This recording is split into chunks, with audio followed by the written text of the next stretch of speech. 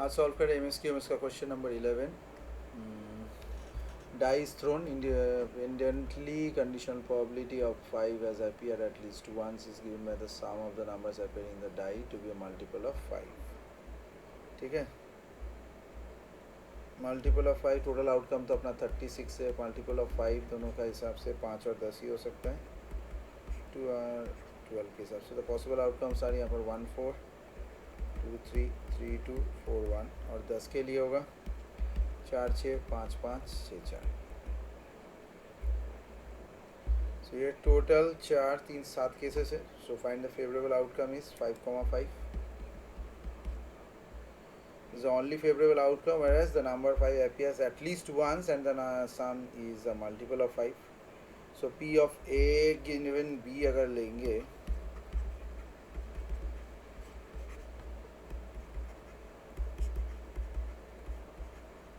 P of B. So step 1 P of B is 7 by 36. 7 possible cases है. P of B is 7 by 36. A intersection B is only one case, so it is 1 by 7 is the answer.